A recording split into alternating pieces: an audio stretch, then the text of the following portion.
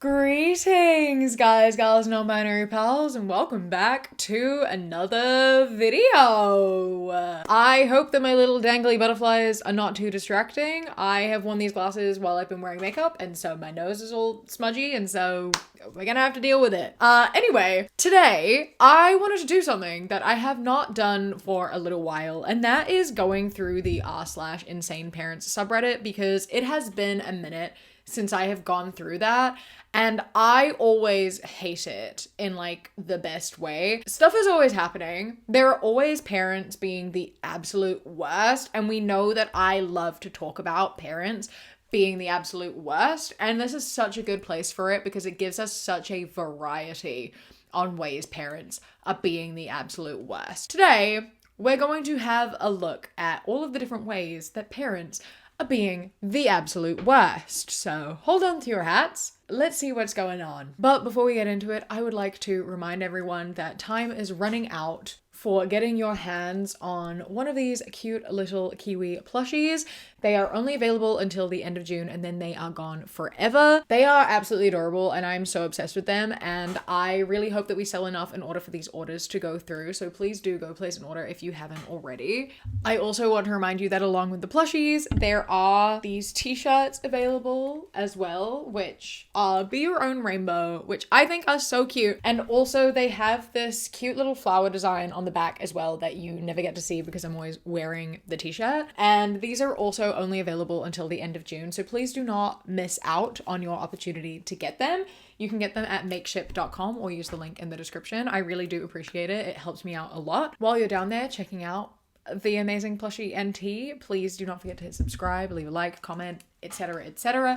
It really does help me out and I really truly do appreciate it, so thank you so much. And with all of that said and done out of the way, let's get into the parents. Dad accidentally called me using long distance instead of Wi-Fi, then snapped. Guess dad's drinking again. This has happened to me once before. My dad did not snap about it, but my dad called me long distance instead of over Wi-Fi while he was drinking, and I was like, you know this is a call that's costing you a lot of money, right? And he didn't seem to notice, so I don't know what happened with that, but that was an interesting one. Anyway, let's see what the text is from this angry father who made this call with his own free will. Like, he made this phone call. Let's see what he has to say about that. I know you don't pick up the fucking phone. Let me tell you, it cost me $350 to call you on this number. Send me a check.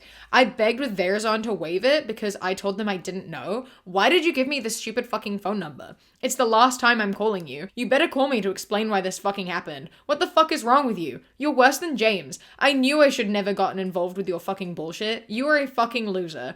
I want 150 grand for the diamonds and gold you stole from your grandmother. Tell that to your followers. Only F-slur men don't pick up the phone. Firstly, I swear a lot. We know. I say fuck constantly. But that was a lot. That was a lot. Even for me. That you said fuck way too many times. Calm down. And also, like, no, this call cost me $350, so send me a check. What? You made the phone call, bro. That was on you. You fucked up, not them. And then asking for 150 grand. There is no context for that, by the way. But I don't think that there is anything you could say to justify asking for 150 grand. Especially nothing in the context of this conversation. What the fuck? Don't make phone calls through a phone if you don't want to pay for a long distance phone call, right? Use WhatsApp or Messenger or Telegram or whatever the fuck else. Click the FaceTime button. Don't make a phone call. That's on you, bro.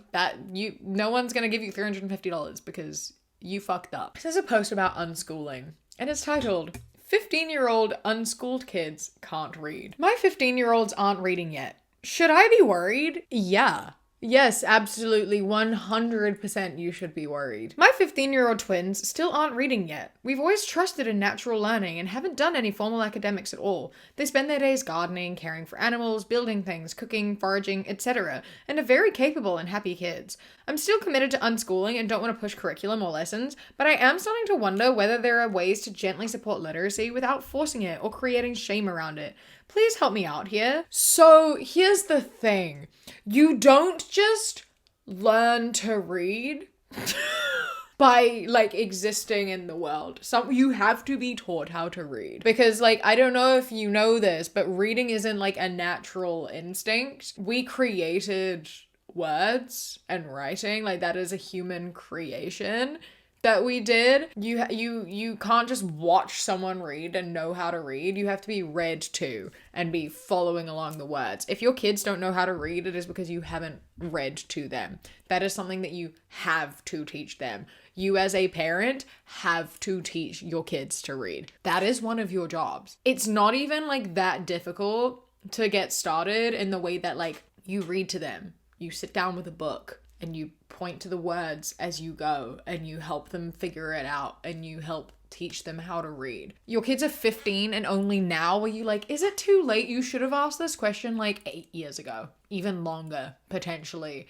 I know different countries have sort of different levels of expectations for where they expect literacy to start. So I don't really know what the cultural norm is where this person is. But like at the very least, like if they aren't reading by like 7, you have a problem and you need to sort that out. Because like it's so late now. It is going to be so difficult to do now. Unschooling is such a horrible thing. I've made a couple videos about unschooling. I'm working on another one because clearly it needs to be talked about, because my fucking god, they know how to garden and look after animals. Okay, but what good is that if they can't fucking read right now, right? Like if they are capable of doing it and you've just never taught them, that's neglect. It's just straight up neglect, and you are doing them so much harm. Makes me so mad. Makes me so mad. Your eldest son will be the most toxic guy you ever date. And then 3 photos of this mother and her son, who is a child, lying in bed together, and she is on top of him and he has his legs on either side of her. And that could be innocent enough, these photos. It's still really odd. Not a fan of the photos. But it is made so much worse when paired with that caption. What the fuck do you mean? Your eldest son will be the most toxic guy you ever date. Jail. Especially when attached to these photos. What the fuck is wrong with you? What the fuck is wrong with you? Never, ever say that ever again. I would like to see you and your son live in different cities and never talk to each other ever again. In an ideal world, you are no contact from now until forever, because what the fuck? Supposed to report my whereabouts still? I'm 28. This is a text conversation that just goes, "Till wed? Why didn't you tell me? I didn't think to. Didn't really need to. If you go out of town with my granddaughter, I'd like to know." What?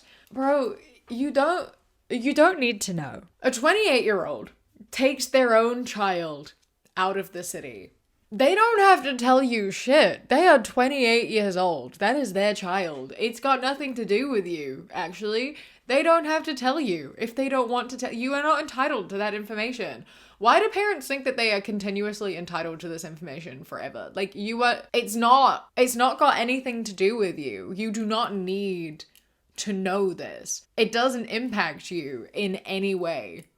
I always have to put it into the perspective of like, do you think that these people told their parents every time they took their kids out of the city? Probably not. There are so many double standards between grandparents and like their parents. Like so many parents are like, you have to do all of this, and it's like, did you do that for your parents? Like, no, obviously not, but that's different because I'm not my parents. It's like, do you understand?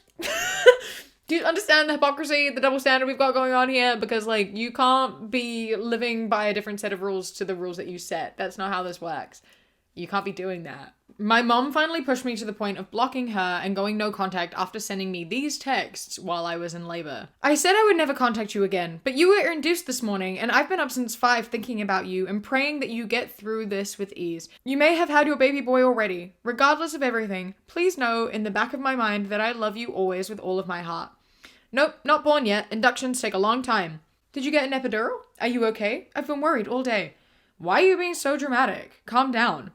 Will you let me know when baby is born so I can go to the nursery and see him? I can't help it. My baby is having a baby and I'm highly emotional. There is no nursery. It's not the 1990s. I guess that means no. Hey, you were born in the 90s and there was nursery where you could look at the newborn babies. Yeah, they don't do that anymore. The baby stays in the room at all times. Okay, just asking. Are you doing all right? Oh wow, that is so neat. I didn't know that. How far are you dilated? Not trying to ask too many questions, but just thinking about when I was about to give birth to you. I'm not sure yet. They're taking things slow and will probably happen until tomorrow. 17 and a half hours of labor with you. Grandma and I looked at you as you were coming out of me. Your head was sideways and we both agreed. She looks like a vision. I hope you get that. Unforgettable. Yep, well, I'll let you know tomorrow. Thank you for that, boo. Truly. And then a picture of a random baby. Try to rest. Wait until they tell you it's time to start pushing. That's when it gets really real and so exciting. Okay, I'll shut up now. Yes, I know. Can I see him tomorrow? If not, I'll understand. I'll let you know. Please don't pester me. I certainly will not pester you. Can you not post things on Facebook? Blank said you posted something about me. What? OMG, seriously? What I just said. Blank said you made a post about me being in the hospital. I do not want anything posted. Delete whatever you wrote. It's not your business to share things about me. And you shared the name too. That is completely out of line. Blank said that? She's an evil old woman. Did you hear me or not? I told you to remove it. Why? Because it's not your business to post and you shared his name and everything. That is unacceptable to do without my permission. Really? Why? Oh my god, ridiculous, paranoid. My oh my, I cannot believe you have written this to me. You and Blank, that vicious old snatch. I never thought I would reveal what she has told me about Blank, but now I will. He is creepy and weird and skinny as a rat. I can't imagine sleeping with him. At your house, when Blank was trying to help him, they both said he was nuts and couldn't figure anything out about the flooring baseboards, etc. He kept saying he was in way over his head, going to remove all the trees in the backyard, etc. Even the other day, when you came to the place, Blank said, I hope she doesn't bring him. She said she will never forgive him for calling her old and that you two will be going to Australia because she'll be dead. She has told me multiple times that she does not like him, but I am sure, which you obviously don't see, she acts like he's the best guy in the world to his face. You really don't see things, do you? Wise up, you gullible gal. Good lord. This is wild because I was reading and at first I was like, this all seems relatively normal and harmless. Although, like, knowing that something must have happened because it initially started with the mother being like, I know I said I'd never contact you again. So, like, you know there's something hiding underneath. But the fact that it was, like, totally normal conversation and then she set a single boundary. She literally was like, don't post my whereabouts and the full name of my baby on the internet, please. And then the response to that, instead of being like, I'm sorry, I'll respect your wishes, being like, the person who snitched on me is an evil woman, and also, by the way, I hate your partner. I hate him. I think he's horrible. I can't imagine sleeping with him. You shouldn't be imagining sleeping with him. Don't imagine sleeping with him. Why are you even being like, I can't imagine sleeping with my daughter's partner? Good. You shouldn't be imagining that. That I didn't know that was a thing that we were considering at any point in time. Pardon? Good lord. Yeah. This show of just going from like totally normal into being completely horrible just by setting one boundary. Yeah, I understand why you'd maybe cut her off and block her and not talk to her anymore because yikes. Oh my god. Yeah, fair enough. Fair enough. Says, unhinged boy mom. There's no other flavor of boy mom, is there? Please, stay. I want you. I need you. Oh god. What a start. Okay, call me old-fashioned, but I only want my sons to marry women with dead mothers. I can't call you old-fashioned for that, because that's just a fucking absurd thing to say. I don't think that's old-fashioned. I think that's ridiculous and what the fuck. It's my only shot at staying relevant, of seeming useful, and of winning by comparison. Having boys is a mind fuck. It builds you up only to tear you apart. Jesus fucking Christ. I'm not a stay-at-home mom. I have a job, a dog, and 12 to 15 things I'm considering buying off the real at all times. But none of that seems to matter, because as a mother of sons, the red pill and the blue pill both lead to the same place. Oblivion. I used to find it insane that my mother-in-law fell apart when Jason told her we were getting married. Now I understand it had nothing to do with my cat allergy or whether or not I touched her lasagna. I was eating her son straight out of the fridge without even asking for a plate. What? What the fuck did you just say? Okay. I hate everything about the way this is written. I can't believe that she just said that. What the fuck is wrong with you? Several months ago, my eldest was texting with a girl. She was 12, but I could already tell my brand of toxic. She was bossing him around and using big words, and he was utterly spun. I complained to Jason that I wanted to intervene before he got hurt, and that she wasn't even hotter than me. Huh? What? Your child, who I'm assuming and hoping is around 12, is talking to a 12-year-old girl. And your response is, I want to intervene because she's not even hotter than me. You're his mother. Firstly, you shouldn't be referring to a 12-year-old in any capacity as being hot, especially when you're, like, talking about it from an adult perspective. Like, this isn't you trying to relate to your son, or, like, you know, he's like, she's hot, and you're like, yeah, good for you, bud. Like, you know, it's not like that. This is like a you, like, as an adult, straight up being like, that 12-year-old girl's not as hot as me. My son can do better. He should be with someone like me, his mother. Jason insisted I let him make his own mistakes, and objectively, he's right. But as a mother, you want to shield and protect and fiercely defend the things you devoted your life to shaping. There is so much anticipatory grief wrapped into motherhood, it will trigger even the most well-adjusted of women. But the abandonment we eventually endure as boy moms is uniquely cruel, because it begins as worship. They arrive obsessed, dependent, adoring. They think we're magic. We think we are magic. I hate that you're differentiating between sons and daughters, because all children are born idolizing their parents because you are literally their entire world. And it's really weird to gender this and be like, sons are born adoring us. We are everything to them and we are worshipped from birth. Okay, why are you talking about it like this and then using it in the way of being jealous about them getting romantic partners someday? And why are daughters not being spoken about in the same sort of way? Daughters also are born loving and adoring you because you are their entire world, but it's different because you don't view them in a romantic way. Yikes. Ugh. We spend years being the center of their emotional world, only to slowly watch them build one without us. If we do our job correctly, they leave. That's sort of the evolution of things. And maybe that is the harder pill to swallow. Maybe the tragedy of sons is also the gift, the temporary delusion that you can be all things to another person. That they're competition for their love, no caveats to their devotion. Weird thing to say about your child. Weird thing to say about your child. One day they'll leave you for a romantic partner, and it ruins the delusion that you could be all of the things. You shouldn't be thinking that you can be all the things, including a romantic partner. That's definitely not a thing you should be deluding yourself into thinking you can have. No. Shut it down. Today, they're still little. They still crawl into my sweaters and into my sheets. They still need me to open milk cartons and operate on invisible injuries. I'm still in it, but also somehow outside of it. Fully aware I am living through the longest goodbye of my life. I pray that at least one of them is gay. What? That was a surprise ending. I'm not gonna lie, I wasn't expecting that at the end, but I'm also really confused by how that changes anything. The same situation would be happening, it's just with a man instead of with you. I don't understand. What? I'm confused. I'm gonna need some explanation on that last one. You just don't want to be replaced by a woman, but it's okay if they go and have a relationship with a man and all the same things change except it's a man. I don't understand. You've lost me. Also, like, it's so sad to view childhood as like a long goodbye when it should just focus on spending time with your kid.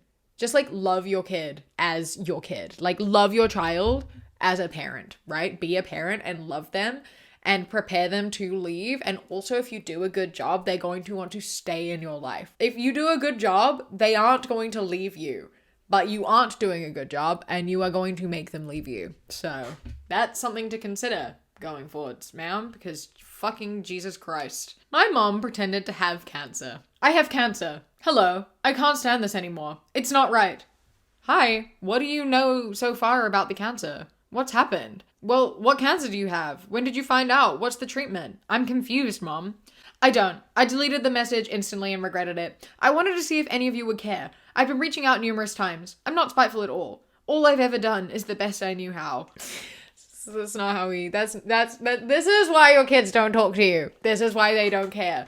because you lie about shit like this. So if it does happen, they're not going to believe you, firstly. And also, you're pushing them away by guilt tripping them. And good Lord, lying about having cancer to see if they care is not the thing to do. I have had people do this to me many times in my life. Family members and otherwise. My abuser, at some point, I have to laugh about this because it's the only thing I can do.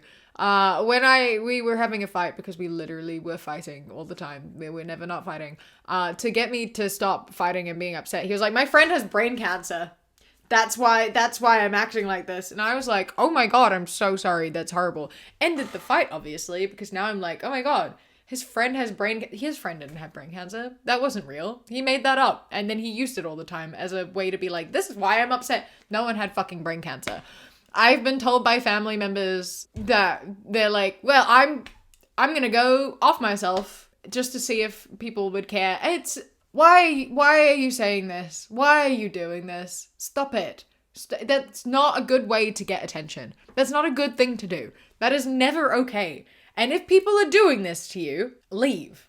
Block them. If your mother lies to you about having cancer, go no contact. Like, and then if she does have cancer, you won't be able to find out, but like, well, she did it to herself, right? Like, if people are like threatening to die or saying that they're dying in order to just get your love and affection, they need help, firstly. And you deserve better, because that's not okay. Mom is blaming my infertility on not listening to her. You should be relaxing, not too much walking. Going to blank is not a good idea, but again, you never like my advice. That's why you always having disappoint about pregnancy. I can only hope, may God be with you. What an awful and cruel message. You don't know what you're talking about, but I should have known to expect a message like that from you.